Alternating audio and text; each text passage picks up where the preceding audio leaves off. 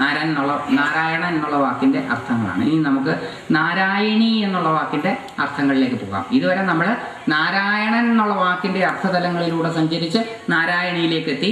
ഇനി നാരായണി എന്ന വാക്കിൻ്റെ അർത്ഥതലങ്ങളിലൂടെ സഞ്ചരിക്കാം. നാരായണി, നാരായണൻ്റെ മായ. നാരായണൻ്റെ മായ ഉമയും രമയും. ഉമയും രമയുമാകുന്ന നാരായണൻ്റെ മായയെ നാരായണി എന്ന് പറയും. മായ എന്നുള്ള ശബ്ദത്തിൻ്റെ അർത്ഥവും കേൾക്കണം. മായ എന്ന് പറഞ്ഞാൽ വേദാന്തത്തിൽ, ശങ്കര വേദാന്തത്തിൽ അനിർവചനീയമായ എന്നാണ്. മായ എന്ന് പറഞ്ഞു കഴിഞ്ഞാൽ നിർവചിക്കാൻ പറ്റാത്ത ശക്തി എന്നാണ് ശങ്കര ഭഗവത്പാദരുടെ അർത്ഥം. ബാദരായണൻ്റെ ബ്രഹ്മസൂത്ര വ്യാഖ്യാനാവസരത്തിൽ പറയുന്നതാണ്. അതായത് അനിർവചനീയ ശക്തി മായ. അനിർവചനീയമാണ്, നിർവചിക്കാൻ പറ്റില്ല, ഡിഫൈനബിൾ അല്ല. ഉണ്ടോ എന്ന് ചോദിച്ചാൽ ഇല്ല എന്ന് പറയാൻ പറ്റില്ല. ഇല്ലേ എന്ന് പറഞ്ഞാൽ ഇല്ല എന്ന് പറഞ്ഞാൽ ഉണ്ട് എന്നും പറയാൻ പറ്റില്ല. ഉണ്ടോ ഇല്ലയോ എന്ന് ഉറപ്പില്ലാത്തതായതുകൊണ്ടാണ് അതിനെ അനിർവചനീയ ശക്തി എന്ന് ശങ്കരൻ വിളിക്കുന്നത്. കാരണം ബ്രഹ്മ പ്രപഞ്ചമായി മാറിയത് ഈ അനിർവചനീയ ശക്തിയായിട്ടുള്ള മിഥ്യാശക്തിയായിട്ടുള്ള മായ വഴിയാണ് എന്നാണ് ശങ്കരവാദം. ആ മിഥ്യാശക്തിയായ മായ ഉള്ളതാണോ ഇല്ലാത്തതാണോ എന്നുള്ളതാണ് അടുത്ത ചോദ്യം. ഉള്ളതാണ് എന്ന് പറഞ്ഞാൽ ബ്രഹ്മവും മായയും തമ്മിലുള്ള വ്യത്യാസം പറയേണ്ടി വരും, അദ്വൈതം തെറ്റും. അപ്പോൾ ഉണ്ടോ ഇല്ലയോ എന്നുള്ളതിനുള്ളതാണെന്ന് പറയാൻ പറ്റില്ല. ഇല്ലാത്തതാണെന്ന് പറഞ്ഞാൽ ഇല്ലാത്ത ഒന്നിൽ നിന്നെങ്ങനെ ഈ പ്രപഞ്ചമുണ്ടാകും എന്നുള്ള ചോദ്യത്തിന് ഉത്തരം കൊടുക്കേണ്ടി വരും. അപ്പോൾ ഇല്ലാത്ത ഒന്നിൽ നിന്നാണ് പ്രപഞ്ചമുണ്ടായത് എന്നും പറയാൻ പറ്റില്ല. അതുകൊണ്ട് മായയെ മിഥ്യ എന്ന് വിളിക്കുന്നു. ഇല്യൂഷൻ എന്നുള്ള അർത്ഥമല്ല അവിടെ ഉള്ളത്. ഉണ്ടോ ഇല്ലയോ എന്ന് നിശ്ചയമില്ലാത്തത് കൊണ്ട് അതിനെ മായ എന്ന് വിളിക്കുന്നു. ആത്യന്തികമായിട്ട് ഇല്ലാതാകുന്നത് മായ. ഈ പ്രപഞ്ചത്തിന് വ്യാവഹാരിക ഉണ്മ മാത്രമേ ഉള്ളൂ. ആത്യന്തിക തലത്തിൽ ഈ പ്രപഞ്ചമില്ല എന്ന് ശങ്കര അദ്വൈതം ഉദ്ഘോഷിക്കുന്നു. നേരെ മറിച്ചിട്ട് തന്ത്രശാസ്ത്രത്തിൻ്റെയും ശൈവശാസ്ത്രത്തിൻ്റെയും മായാവാദം ഇതിൽ നിന്ന് വ്യത്യസ്തമാണ്. മായ എന്നുള്ള വാക്കിൻ്റെ അർത്ഥം മിയതേ അനേന ഇതി മായ. അളക്കാൻ പറ്റാത്തതിനെ അളന്നു കാണിക്കുന്നതെന്തോ അത് മായ. അളക്കാൻ പറ്റാത്തതിനെ അളന്നു കാണിക്കുന്ന ശക്തി തിരോധാന ശക്തി എന്ന് നമ്മൾ മുമ്പ് കണ്ടു. അപ്പോൾ ഈശ്വരൻ്റെ സ്പ്ലെൻഡറിനെ ഈശ്വരൻ തന്നെ തൻ്റെ സ്വാതന്ത്ര്യം കൊണ്ട്, ഫ്രീഡം കൊണ്ട് മറച്ചു വയ്ക്കുമ്പോൾ ആ മറച്ചു വയ്ക്കാൻ സഹായിക്കുന്ന ഈശ്വരീയ ശക്തി മായ. നാരായണൻ്റെ മായയാണ് ഉമയും രമയും. നാരായണൻ എല്ലായിടത്തും വ്യാപിച്ച് അമൃതസ്വരൂപനായി കിടക്കുന്ന നാരായണനെ ഉമയും രമയുമാകുന്ന മായാശക്തികൾ ലിമിറ്റഡ് ആക്കിയപ്പോൾ അത് പലതായി തീർന്നു. ലിമിറ്റഡ് ആക്കുക എന്ന് പറഞ്ഞാൽ ലിമിറ്റഡ് ആക്കാൻ ഇവർ രണ്ടുപേരും നാരായണനിൽ നിന്ന് അകന്നു നിൽക്കുന്നവരും അല്ല. നാരായണൻ തന്നെ നാരായണനെ ലിമിറ്റഡ് ആക്കണമെന്ന് ആഗ്രഹിച്ചപ്പോൾ നാരായണൻ ഉമയും രമയുമായി മാറി. ഉമയും രമയുമായി മാറിയപ്പോൾ അൺലിമിറ്റഡായ നാരായണൻ ലിമിറ്റഡ് എഡിഷനായി. നമ്മൾ ഓരോരുത്തരും അങ്ങനെയാണ് ലിമിറ്റഡ് ആയിരിക്കുന്നത്. നമ്മൾ ഓരോരുത്തരും നാരായണന്റെ ലിമിറ്റഡ് എഡിഷൻസ് ആണ്. നമ്മൾ ഇൻഫിനിറ്റിലേക്ക് അൺലിമിറ്റഡിലേക്ക് പോകുന്ന സമയത്ത് നമ്മൾ സാക്ഷാൽ നാരായണനായി തീരും. അപ്പോൾ നാരായണന്റെ മായ ഉമയും രമയും. ആ ഉമയും രമയും സ്വരൂപമായിട്ടുള്ളവൾ ആരോ അവൾ നാരായണി. ഉമയും രമയും എന്ന് പറഞ്ഞപ്പോൾ വാണിയും അതിനകത്ത് ഉൾപ്പെട്ടു. ഉമ ശിവപത്നി, രമ വിഷ്ണുപത്നി, അപ്പോൾ ബ്രഹ്മപത്നിയായ വാണീദേവിയും അതിൽ ഉൾപ്പെട്ടു. അപ്പോൾ ത്രിമൂർത്തി സ്വരൂപങ്ങളുടെയും ത്രിമൂർത്തികളുടെയും പത്നി സ്വരൂപത്തിൽ വാഴുന്ന ശക്തി നാരായണി. ഈ നാരായണി എന്നുള്ള വാക്ക് ഇനി സ്പ്ലിറ്റ് ചെയ്യാൻ പോവാണ്. ന ആരാ അയനി നാരായണി. ന ആരാ അയനി നാരായണി. ആരന്മാർ, ദേവന്മാർ. ആരന്മാർ എന്ന് പറഞ്ഞാൽ ദേവന്മാർ. സാധകത്വേന ആരിൽ വർത്തിക്കുന്നില്ലയോ അവൾ നാരായണി. ദേവന്മാർ, ആരന്മാർ, അവർ ആശ്രയിക്കുന്നില്ല ദേവിയെ. അതിൻ്റെ അർത്ഥം അവരില്ല എന്നർത്ഥം. അവരുണ്ടെങ്കിൽ അവരെപ്പോഴൊക്കെ എവിടെയൊക്കെ ഉണ്ടോ അപ്പോഴെല്ലാം അവർ ദേവിയെ ആരാധിക്കും. ഇതിനു മുമ്പിലത്തെ നാമത്തിൽ നമ്മൾ കണ്ടു ഹരിബ്രഹ്മേന്ദ്ര സേവിതാം. അപ്പോൾ ഹരിയും ബ്രഹ്മാവും ഇന്ദ്രനും ഉണ്ടെങ്കിൽ അവർ ദേവിയെ ആശ്രയിക്കും. ന ആരാ ദേവന്മാർ ഇല്ല. എന്തിലില്ല? അയനി ദേവിയെ ആശ്രയസ്ഥാനമായിട്ട് കരുതുന്ന ദേവന്മാരില്ല എന്ന് പറഞ്ഞാൽ ദേവന്മാര് ദേവിയിൽ നിന്ന് വ്യത്യസ്തരായിട്ടില്ല എന്നർത്ഥം. മുക്തിസ്വരൂപിണി എന്ന് ആ നാമത്തിനർത്ഥം. നാരായണി. നാരായണി എന്നുള്ളതിന് വേറൊരു രീതി പിടിക്കാൻ പോവാണ്. അയനി നാരായണി. അയനി നാരായണി. എന്ന് പറഞ്ഞാൽ ത്രിമൂർത്തി സ്വരൂപിണി. എന്ന് പറഞ്ഞാൽ വിഷ്ണു. എന്ന് പറഞ്ഞാൽ ബ്രഹ്മാവ്. എന്ന് പറഞ്ഞാൽ അതിഥി. അയനി ആരാധിക്കുന്നു. ത്രിമൂർത്തി പുരുഷന്മാരും വിഷ്ണുവും ബ്രഹ്മാവും അതിഥിയും, അതായത് എല്ലാ ദേവീദേവന്മാരും ദേവിയെ ആരാധിക്കുന്നു. നാരായണി. ഇനി അരൻ വിഷ്ണു. വിഷ്ണുവിന്റെ രക്ഷകത്വേന സ്വീകരിച്ചിരിക്കുന്ന ത്രിലോകിക്ക് അയനിയായി പ്രാണനായിരിക്കുന്നവൾ, വിഷ്ണുവിന്റെ പ്രാണസ്വരൂപിണിയായിരിക്കുന്നവൾ എന്നർത്ഥം. അയനി പ്രാണസ്വരൂപൻ, അരൻ വിഷ്ണു. അപ്പോൾ ആ വിഷ്ണുവിന്റെ രക്ഷയ്ക്ക് വേണ്ടി വിഷ്ണുവിന്റെ പ്രാണനായി വർത്തിക്കുന്നവൾ ആരോ അവൾ നാരായണി. നാരായണത്തെ, നരന്മാരുടെ അയനം, ധർമാർത്ഥ കാമമോക്ഷത്തെ സാധിപ്പിക്കുന്നവൾ. നരന്മാരുടെ അയനം നാരായണം. നാരായണത്തെ സാധിപ്പിക്കുന്നവൾ ആരോ അവൾ നാരായണി. നരന്മാരുടെ യാത്ര എന്തിനു വേണ്ടിയിട്ടുള്ളതാണ്? ധർമാർത്ഥ കാമമോക്ഷങ്ങൾക്ക് വേണ്ടിയിട്ടാണ്. പരമമായ സുഖം അനുഭവിക്കുന്നതിന് വേണ്ടിയിട്ടാണ് മനുഷ്യൻ പ്രയത്നിക്കുന്നത്. അത് ധർമാർത്ഥങ്ങൾ സഹിതമായിരിക്കണം. ധർമ്മത്തിലൂടെ അർത്ഥത്തെ സമ്പാദിച്ച് അതിൻ്റെ ക്രയവിക്രയങ്ങളിലൂടെ കാമമോക്ഷങ്ങളെ സാധിപ്പിച്ചു തരാൻ ശക്തിയുള്ളവൾ നാരായണി. മുക്തിക്ക് കാരണമായവൾ നാരായണി. ബ്രഹ്മവിദ്യയാണ് നാരായണി. അപ്പോൾ നാരായണിയെ ആശ്രയം പ്രാപിച്ചാൽ ബ്രഹ്മവിദ്യ ലഭിക്കും, ബ്രഹ്മപദം പോകും. നാരത്തിന്റെ ധർമാർത്ഥ കാമലക്ഷണമായ ത്രിവർഗത്തിന്റെ അയനിയായി പ്രാപ്ത്യുപായമായവൾ. ഇനി ഈ മോക്ഷം വേണ്ടാന്ന് വിചാരിക്കും. ഇപ്പൊ നമുക്കൊക്കെ മോക്ഷം വലിയ താല്പര്യമുള്ള കാര്യമൊന്നുമില്ല. നമ്മളെയൊക്കെ സംബന്ധിച്ചിടത്തോളം ധർമ്മവും വലിയ കാര്യമുള്ള കാര്യമൊന്നുമല്ല. നമ്മളെ സംബന്ധിച്ചിടത്തോളം രണ്ട് കാര്യങ്ങളാണ് വളരെ പ്രധാനപ്പെട്ടത്: അർത്ഥവും കാമവും. ഈ രണ്ട് കാര്യങ്ങൾക്ക് വേണ്ടിയിട്ടാണ് അമ്പലത്തിൽ പോകുന്നതും വഴിപാട് കഴിക്കുന്നതും ദേവനെ വിളിക്കുന്നതും ദേവിയെ വിളിക്കുന്നതും ഒക്കെ. ധർമ്മം അപ്പോൾ ഒരു വഴിക്കിരിക്കും. പക്ഷെ ധർമ്മത്തിന്റെ സഹായമില്ലാത്ത പ്രയത്നം ദുഃഖത്തിലേക്ക് കൊണ്ടെത്തിക്കുകയുള്ളൂ. അതുകൊണ്ട് ധർമ്മമില്ലാത്ത അർത്ഥം അർത്ഥരഹിതമാണ്. അതുകൊണ്ട് എപ്പോഴും ഇത് മൂന്നിനെയും ത്രിവർഗങ്ങൾ എന്ന് പറയും. ത്രിവർഗങ്ങൾ ധർമ്മവും അർത്ഥവും കാമവും. ശരാശരി മനുഷ്യർക്ക് മോക്ഷം ആവശ്യമില്ല, ധർമാർത്ഥ കാമങ്ങൾ മാത്രമേ ആവശ്യമുള്ളൂ. ആ ധർമാർത്ഥ കാമങ്ങളെ സാധിപ്പിച്ചു തരുന്നവൾ നാരായണി. അത് തെറ്റൊന്നും ദേവി കാണുന്നില്ല. നിങ്ങൾക്ക് മോക്ഷത്തിന് താല്പര്യമില്ല എന്നുള്ളതിൽ ദേവിക്ക് യാതൊരു പരിഭവവുമില്ല. കാരണം നിങ്ങളായി തീർന്ന് നിങ്ങൾ അനുഭവിക്കുന്ന ഓരോ അനുഭവങ്ങളും അനുഭവിച്ചു കൊണ്ടിരിക്കുന്നത് ദേവി ആയതുകൊണ്ട് ദേവിക്ക് ദേവിയോട് ഒരു വെറുപ്പോ അറപ്പോ ദേഷ്യമോ ഇല്ലാത്തത് കൊണ്ട് നമ്മുടെ ആരുടെയും ധർമാർത്ഥ കാമങ്ങൾക്ക് ദേവി എതിരല്ല.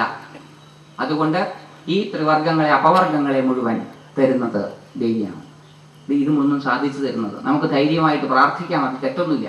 അതും സന്തോഷത്തോടു കൂടി തരുന്നവൾ ദേവിയാണ്. ന്യ എന്നുള്ള വാക്കിന് നയേ എന്നർത്ഥം. ന്യ എന്നുള്ള ധാതുവിന് നയിക്കുക എന്നർത്ഥം. സ്വർഗത്തിലേക്ക് നയിപ്പിക്കുന്നത് ദേവിയാണ്. സ്വർഗം ദുഃഖമില്ലാത്ത സ്ഥലം. ദുഃഖമില്ലാത്ത സ്ഥലത്തേക്ക് നയിപ്പിക്കുന്നത്, നമ്മളെ കൊണ്ടുപോകുന്നത് വേദങ്ങളാണ്. വേദം അറിവാണ് ദുഃഖം ഇല്ലാതാക്കുന്നത്. അപ്പോൾ അറിവിലൂടെ ദുഃഖത്തെ ഇല്ലാതാക്കുന്നത് ദേവിയാണ്. നയിക്കുന്നത് നമ്മളെ ഓരോരുത്തരെയും അറിവിലൂടെ മുന്നോട്ട് കൊണ്ടുപോയി ദുഃഖങ്ങളില്ലാത്ത സ്വർഗത്തിലെത്തിക്കുന്നത് ദേവിയാണ്, നാരായണി. നരന്മാർക്ക് വിഷ്ണുവിനോട് കൂടി പ്രാണരക്ഷ ചെയ്യുന്നവൾ. സർവചരാചരങ്ങളിലെയും ജീവന്മാർക്ക് പ്രാണനായി വർത്തിച്ചുകൊണ്ട് അവരെയെല്ലാം രക്ഷിച്ചു കൊണ്ടിരിക്കുന്നവൾ ആരോ അവൾ നാരായണി. ദേവിക്ക് പ്രാണശക്തി ആയിട്ടൊരു അവാന്തര ഭേദമുണ്ട്. തന്ത്രശാസ്ത്രങ്ങളിൽ ഒരു യന്ത്രം പൂജിക്കാൻ എടുക്കുന്ന സമയത്ത് യന്ത്രപൂജയും ബിംബപൂജയും അങ്ങനെ വ്യത്യസ്ത രീതിയിലുള്ള പൂജകളുണ്ട്. അതിൽ ഈ യന്ത്രത്തെ പൂജിക്കുന്ന സമയത്ത് യന്ത്രത്തിൽ പ്രാണപ്രതിഷ്ഠ ചെയ്യണം. യന്ത്രത്തിലുള്ള പ്രാണശക്തിയെ ഉണർത്തി അതിനെ അവിടെ നിർത്തണം. അപ്പോൾ അതിന് ദേവിയെയാണ് ധ്യാനിക്കുക. ദേവിക്കൊരു ചുവന്ന വർണ്ണത്തിലുള്ള ഒരു ധ്യാന രൂപമുണ്ട്, ഒരു വലിയ മന്ത്രവുമുണ്ട്, അക്ഷരമാലകളൊക്കെ അടങ്ങിയ ഒരു വലിയ മന്ത്രവും. ആ വലിയ മന്ത്രം 3-4 പ്രാവശ്യം ജപിച്ച് ആ യന്ത്രം സ്പർശിച്ചുകൊണ്ട് ജപിച്ചാൽ ആ യന്ത്രത്തിൻ്റെ പ്രാണൻ ഉണരും എന്ന് തന്ത്രശാസ്ത്രം പറയുന്നു. അങ്ങനെ പ്രാണശക്തിയായി ഈ പ്രപഞ്ചത്തെ മുഴുവൻ നിലനിർത്തുന്നവൾ ആരോ അവൾ നാരായണി. ദേവന്മാർക്ക് വാഞ്ചിതാർത്ഥം ചെയ്യുന്നവൾ. ദേവന്മാർക്ക് ഇഷ്ടമുള്ളതൊക്കെ കൊടുക്കുന്നവൾ. അപ്പോൾ നമ്മൾ ആലോചിക്കും, ഈ ദേവന്മാർക്ക് എന്താ ഇപ്പോൾ ഇത്ര ഇഷ്ടവും അനിഷ്ടമൊക്കെ ഉള്ളത്? നമ്മളെപ്പോലെ തന്നെ ഇവർക്കൊക്കെ വലിയ ബുദ്ധിമുട്ടുകളുണ്ട്. ഒന്ന് ആലോചിച്ച് നോക്കുക, ഇന്ദ്രൻ എത്ര പ്രാവശ്യം അസൈലം തേടി പോകേണ്ടി വന്നിട്ടുണ്ട്.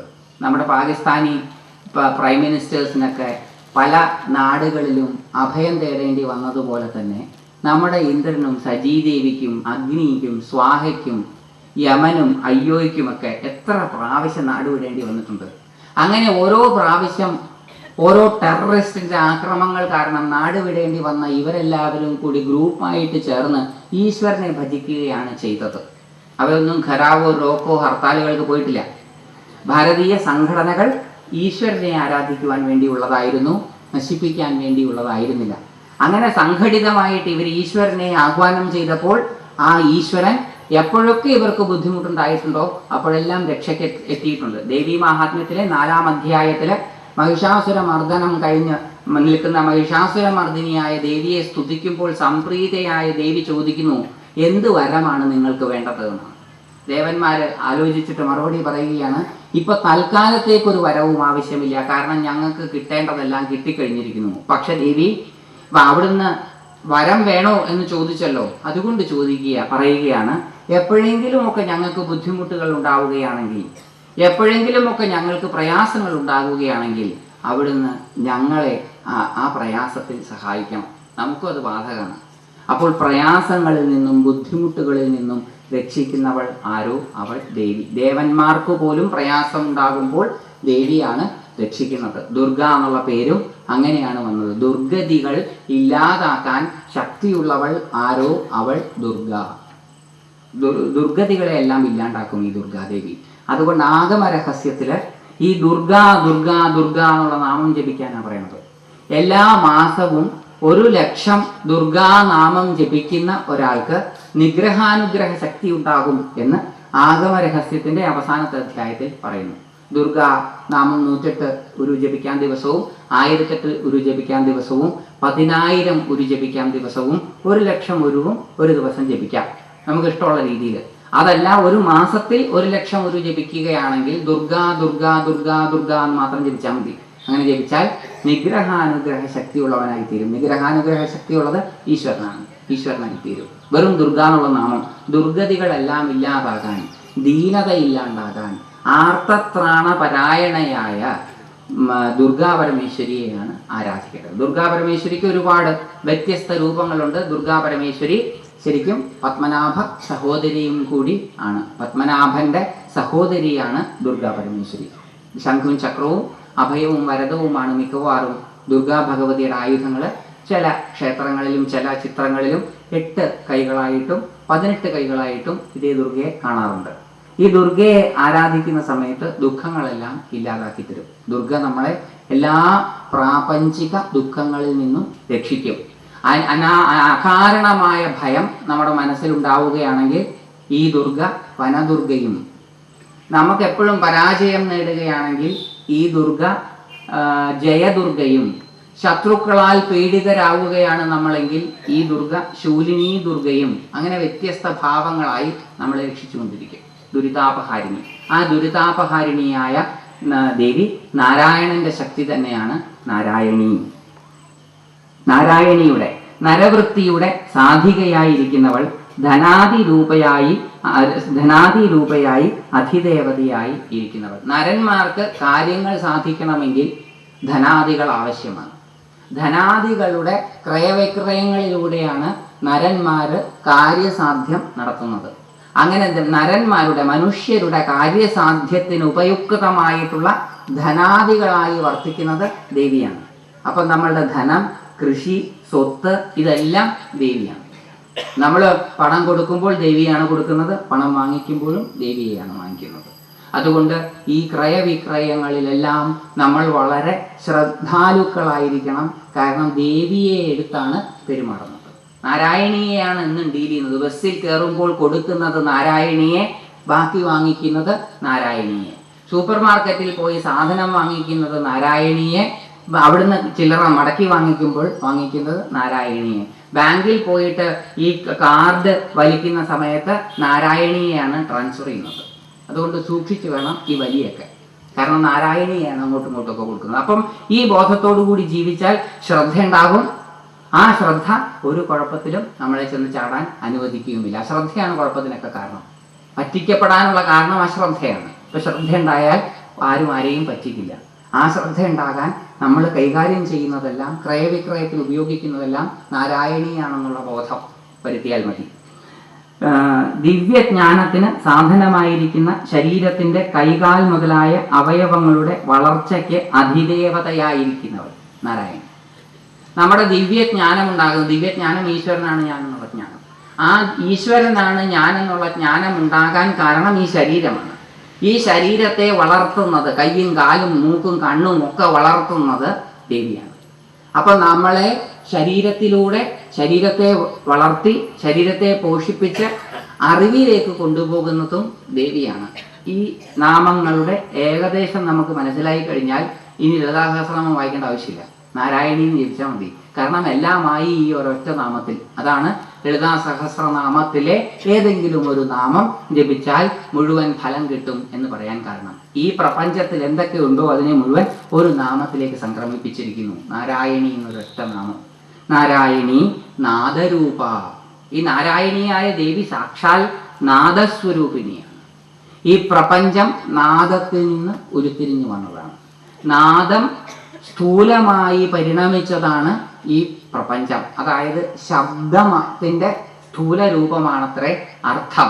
ശബ്ദത്തിലൂടെയാണ് അർത്ഥം ഉണ്ടാകുന്നത്. മാറ്റർ സൗണ്ടിൽ നിന്നുണ്ടാകുന്നു എന്നാണ് നമ്മളുടെ മഹർഷീശ്വരന്മാർ പറയുന്നത്. അതിനെ പറ്റിയിട്ട്, ഈ ശബ്ദത്തെ പറ്റിയിട്ടുള്ള ശാസ്ത്രമാണ് പൂർവമീമാംസ. ശബ്ദത്തെ പറ്റിയിട്ട് പ്രതിപാദിക്കുന്ന ശാസ്ത്രമാണ്. കൃത്യമായിട്ടുള്ള ഉച്ചാരണം, ഓരോ ശബ്ദം വരുമ്പോൾ എന്ത് ചെയ്യും. ഇപ്പോൾ വേദത്തിൽ ഒരു വലിയ തർക്കമുണ്ട്. ഇപ്പോഴും അത് റീകൺസൈൽ ചെയ്തിട്ടില്ല. ഒരു വലിയ തർക്കമുണ്ട്. ഇന്ദ്രൻ എന്ന് വിളിക്കുമ്പോൾ വരുന്നത് ആരാണെന്നുള്ളതാണ്. ഇപ്പം 2 സോമയാഗങ്ങൾ ഒരു സ്ഥലത്ത് നടക്കുകയാണെന്ന് വിചാരിക്കുക. അപ്പുറത്തും ഇപ്പുറത്തുമായിട്ട് 2 ഗ്രാമങ്ങളിൽ സോമയാഗം നടത്തുകയാണ്. 2 ഗ്രാമങ്ങളിലും ഇന്ദ്രനെ ആവാഹിക്കും. ഇന്ദ്രനെ ആവാഹിക്കുമ്പോൾ ഒരു ഇന്ദ്രനെ ഉണ്ടാകാൻ വഴിയുള്ളൂ. ഈ ഒരു ഇന്ദ്രൻ ഈ 2 സ്ഥലത്തും എങ്ങനെ പ്രത്യക്ഷപ്പെടും എന്നുള്ളത് വളരെ സൂക്ഷ്മമായിട്ട് പൂർവമീമാംസകർ പഠിച്ചിട്ടുണ്ട്. അപ്പോൾ അതിലെ ഒരു വാദം എന്താണെന്ന് വെച്ചാൽ, ഇന്ദ്രൻ സർവവ്യാപിയായതുകൊണ്ട് അദ്ദേഹം 2 സ്ഥലത്തും ഒരേപോലെ പ്രത്യക്ഷപ്പെടുന്ന, അതാണ് ഒരു വാദം. വേറൊരു വാദം, ഇന്ദ്രൻ എന്നുള്ള ശബ്ദം ആചാര്യന്മാർ ഉച്ചരിക്കുമ്പോൾ ആ ശബ്ദത്തിന്റെ പരിണത ഫലമായിട്ട് അവിടെ ഒരു ഇന്ദ്രൻ ജനിക്കുമെന്നും ആ ഇന്ദ്രൻ മറ്റേടത്തെ ശബ്ദത്തിന്റെ ഫലമായിട്ടുണ്ടാകുന്ന ഇന്ദ്രനിൽ നിന്ന് വ്യത്യസ്തമാണെന്നും ഉള്ളതാണ്. ഈ 2 വാദഗതിക്കാരും തമ്മിൽ വലിയ തർക്കവിതർക്കങ്ങളുണ്ട്. ഇപ്പോഴും അത് കംപ്ലീറ്റ്ലി റിസോൾവ് അല്ല. ഇത് നമുക്ക് ഏത് സ്കൂളാണോ ഇഷ്ടം അതനുസരിച്ച് നമുക്ക് പ്രവർത്തിക്കാം. ഇതാണ് ഭാരതീയ സംസ്കാരത്തിലെ വാദപ്രതിവാദങ്ങൾ. ജയിക്കാൻ വേണ്ടിയല്ല വാദിക്കുന്നത്, അറിയാൻ വേണ്ടിയാണ് എന്ന നാരായണ ഗുരുദേവന്റെ വചനം ഭാരതീയ സംസ്കാരത്തിൽ ഊന്നി നിന്നുകൊണ്ടുള്ളതാണ്. തോൽപ്പിക്കുവാനും ജയിക്കുവാനും വേണ്ടിയല്ല വാദപ്രതിവാദങ്ങൾ നടത്തിയിരുന്നത്. ഇന്ന് അങ്ങനെയല്ല. ഇന്ന് ജയിക്കാനും തോൽപ്പിക്കാനും വേണ്ടിയിട്ടാണ്. പണ്ട് ജയിക്കാനും തോൽക്കാനും വേണ്ടിയായിരുന്നില്ല, അറിയാനും അറിയിപ്പിക്കുവാനും വേണ്ടിയായിരുന്നു. അതുകൊണ്ട് ഈ ഡിഫറെൻറ്റ് സ്കൂളുകൾ ഇന്ത്യയിലുണ്ട്. ഇപ്പോഴും യാഗം ചെയ്യുമ്പോൾ ഇതിൻ്റെ ഏതെങ്കിലും ഒരു സ്കൂളിൽ നിന്നുകൊണ്ടായിരിക്കും ഈ യാഗം, സ്കൂൾ ഓഫ് തോട്ടിൽ നിന്നുകൊണ്ടായിരിക്കും യാഗം ചെയ്യുക.